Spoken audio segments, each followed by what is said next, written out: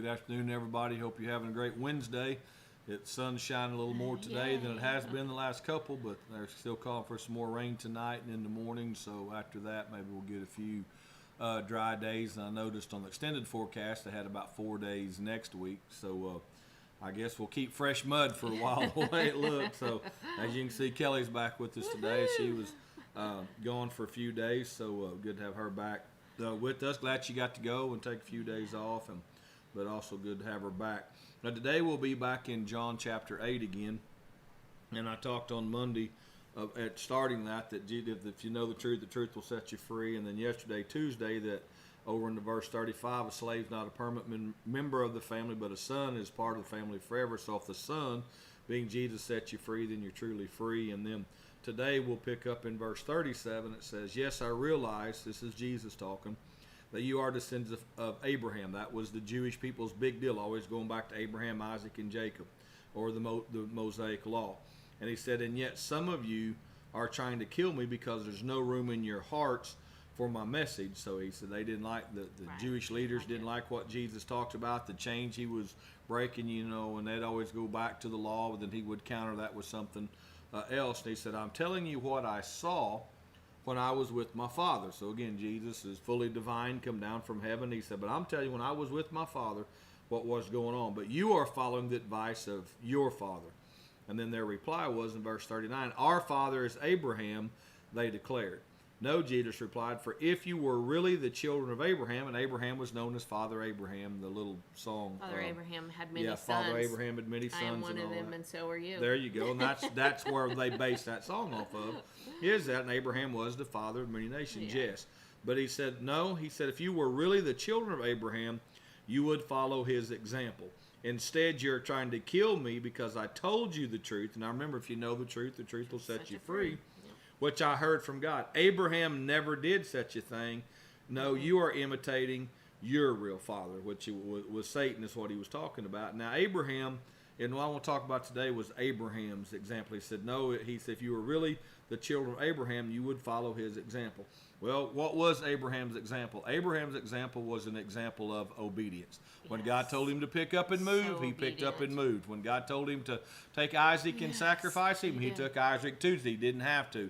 And so Abraham, and still Abraham had some problems and issues, as we all do, but Abraham was always free and blessed because of his obedience to God.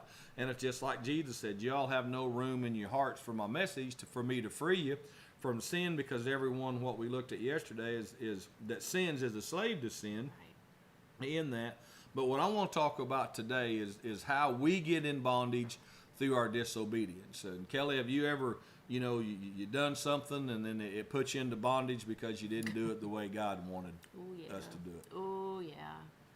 And then when we come out on the other side of that and we're like, if I would have just listened and if I would have just been obedient. Pay attention, yeah. Oh, there you go. Obedient. I mean, there are many times God has told me to do something and I haven't, because I'm like, God, you don't really want me to do that. You don't want me to go talk to that person. And not only did I miss out on the blessing, but that person missed out on the blessing, and I'm responsible for them missing their blessing because I didn't listen to what God said. And I'm learning more to hear the voice of God, and not the voice of the world, because the voice of the world wants to tell you do for yourself and only yourself, don't do for anybody else. And I'm slowly learning to listen to the voice of the Lord and just cast out all of those things that are trying to come up against you. Yep, and the Bible, I believe in Hebrews says that Jesus learned obedience through his suffering. Right. And we'll learn that. Just even though it's hard, it's hard. It's tough that when we're obedient. But Abraham stayed free, and when Lot, went his own way, God blessed Abraham and through it, and all the different things, and Abraham come and rescued Lot later on. But if we look at this example of Abraham and we follow his example of obedience, then we don't get in bondage to fear, to doubt, to worry. Well, we try to figure things out. I used to be really bad. I'm so bad about praying, sometimes. Lord, here's the plan, and I'd worry, and I'd fret, and I'd think, and I couldn't sleep at night for how are we going to do this, how are we going to fund this, how are we going to do that, instead of saying, okay, God, what's your plan? Yes. and then just be obedient to that plan and know that when we can. It's just like here when we started building our multi-purpose building. Yes. We don't have a lot of money in the church. No, we don't. We Sure don't. we just not want to say scrape by because we're blessed, and are. our folks step up. But every time we'd get at a standstill because we run out of money. We had the want to, we had the will to, And we had just the didn't people have to. and the people to. We just didn't have the finances to. Right. But then we just turned all that over to God. So okay, God, what do you want? How do we need to do it your way? God always come through, and it's just like we're looking at bringing on a full-time children's ministry. We don't have the finances to do that, but God will do that. God will go. We've got people here doing a great job because nobody's doing a bad job, but we've grown to the point that we need to do that and things. And Karen does a great job with her kids on Wednesdays, and Dave and Sherry Rogers do our second service. Those kids do a great job. Do an amazing job. And Christina Bagley, Missy Yes. Bosch, my mother, Debbie Hayes, Angie Miller, Christy Condry and her mother. Yes. They have a do lot it. of We got a people lot of stepping up. people doing it, But and those getting people. that schedule down, that's Yeah. the hard part, is getting everybody scheduled and everything. It's very difficult. And to make do sure that. they've got what they need. Yes. Kelly Yes. tries to, but she's got a lot of stuff going on. We try to. We all try to Yeah. help, but then just to get somebody to step in. So pray with us about that, and pray with the Yes. finance. We don't want, and a lot of all these folks I mentioned do it for free. Yes, and everybody and does they're it for doing a free. great job. But again, it's to the point now to keep growing to get it better. Is we need somebody to sit down, and Brother Bob Biswell's been doing that and done a great job. But again, he's not here. He's at home and things going on, and just someone that can come in and sit down and look and talk and go visit with those people. That's a need. But again, we can't get into the bondages think, well, we don't have no money, so we're not going to take a step. Our leadership talked about it, on our elders and deacons meeting Sunday, and they're all for it. None of them was against it, but again, it goes back to this trusting by example of obedience. Okay, God, when is the timing? What's the for? Because we lose our freedom because of fear, because of doubt, because of worry, and we get frustrated if we don't. And if we'll all just be patient. I can testify to the losing freedom from fear. I mean, the last year and a half, I've been very open and honest about it. But the Lord has brought me so far from where I was, and I was so bound up in that, y'all. I can't even begin to tell you. And just by obedience and by listening to the Lord and Him saying, follow my plan, listen to me, follow my plan. It's made a world of difference in my life, made a huge difference, and I'm so thankful for that. But it is obedience. It's just obedience, and not like you said. A lot of times we go and say, okay, Lord, here's my plan, bless it. I've learned to say, Lord, what's your plan? Exactly. Bless me. Yeah. Just help me to follow your plan. I'm pretty much I want to know where things are going and how they're going, and I'm learning, just to let it go. Amen. And let the Lord handle it. Amen. And in John 10, verse 9, Jesus said, I am the gate, and those who come in through me will be saved. They will come and go freely. There's no hindrance there to come to Christ and to come through Him, and will find good pastures. The thief's purpose is to steal, kill, and destroy. What does he come to steal, kill, and destroy? Your faith, your freedom, put you in bondage, put you under fear, all that. So, and He said, my purpose is to give them a rich and satisfying life or an abundant life, and that we've come. And that's what Jesus did. It's not abundance of things. It's not an abundance. It's an abundance of peace and happiness and joy.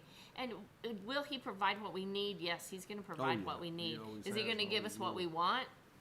No, because sometimes our wants are absolutely ridiculous. Yep, and we talked about that Monday night in Cowboy Church. You can go back and watch that tape. We have not because we asked, not because when we ask, we ask. When we do get around to asking, it's the wrong motive. Reason. And John, I was in 1 John, and it said that God will hear and answer our prayers if it's asked according to His will, not our way or our want. And God does, and the Word does teach. He gives us the desires of the heart. Yes, but our desires have to be desires that's turned toward God. So.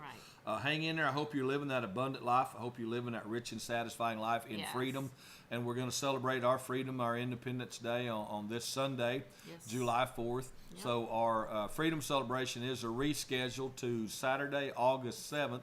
Be right here at the church, right here out in front of the church. We'll have it all set up. We'll have signs and all that, and we'll have folks out there directing traffic. So mark that on your calendar. Saturday, August 7th. It starts at 7 o'clock. Bounce houses, snow cones, ice cream, all the stuff we was going to have. We may not have ice cream because we don't have an ice cream machine. Well, we've got that coming. No, do we? Good. Yeah, I'm pretty sure we're going to have an ice cream machine by then. So we may not, but Cool. that is we're looking But like everything's that's gonna be free. happen, so We're not gonna that's charge right. you for anything. Yeah, So it's all come on free. out. We're still gonna do face painting and all of that stuff, Yep, just like we would have. games, everything. We'll be Yes. adding some more. We're gonna have some horses here for horseback rides. Yes. And things like that. We So could do a maybe little have bit a little, different out here. yeah, little hay ride around the property Yeah. and stuff. We'll get Billy and his tractor and his little hay wagon we've used. So we're gonna have a little bit more stuff we can do Yeah. here. We appreciate the folks, the Olton School Board, Yes. their ex-superintendent. Matt's not there. I think today probably be his. I think if I heard right, is yes. his last day. Today is his Officially official last as day. their superintendent. So the Lord bless him as he moves on Yes, for sure. in his career, and pray for the Olton folks. I'm not aware if they've got another We do superintendent not, yet. as far as so, I know. hope that they'll get a good one, whoever Yes, that may just be. pray about that for them, And, because that it they makes need a world one. of difference if you have a good or a Yeah, bad. it does. We've got a new superintendent this year at Yale, where I grew up and went to school at and graduated from, and Rocky Kennedy. Rocky, many people know Yeah, as he's gonna be Coach amazing Kennedy. for I y'all. think he'll do a great job. He did Yeah. a great job as a coach and teacher. he's Had gonna my do son great. in a couple years as a coach, and then their principal was our high school principal, and our superintendent Dale Bledsoe moved on, and so I hope he does well at Frontier where he moved up to, and got to know Dale well, and served on the board as Dale was superintendent for a few years. So God bless them. Thank you, all of our teachers. Yes. I know it's summer.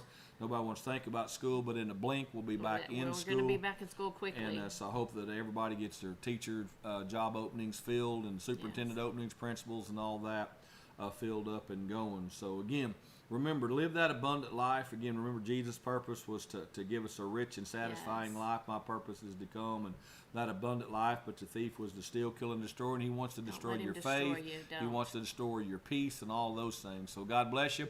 Hope you're having a great day. Our kids will be in here Yes. tonight at 6, our K through 5th graders, and our junior high and senior high youth will be in here at 7. The adult Bible study will happen next Wednesday. There's no adult Bible study tonight, but next Wednesday at 7 o'clock, right here back in our main building, we'll be starting our adult Bible studies back up. So share that, tell everybody, spread that around. We'll announce it this Sunday in service and get everybody back on board here on Wednesday nights and worshiping together and studying the Word together. Yes. We had to stop that, one, due to the space, and we got the Right. building up and going. We can get our kids all Yeah, we can. over there on Wednesdays and use that now. So again, God bless you. Hope you're having a great Wednesday. Remember, it's faith over fear and Christ over crisis. If we can help you, holler at us, 918-399. 5956. Thank you. I can always I get those jumbled. 5956. So holler at us if you need me. Best way to get me is text me. My number is 405-570-7616. You can holler at me and text me. Like I said, my phone. I don't know if it's on search here, but it's been on. I don't know what search means. I've got 2 bars here, but it says search, and when it says search, I can't get calls. Right. I don't know what that means, but I can text. So anyhow, we can help you. Holler at us. God bless you. Have a great Wednesday.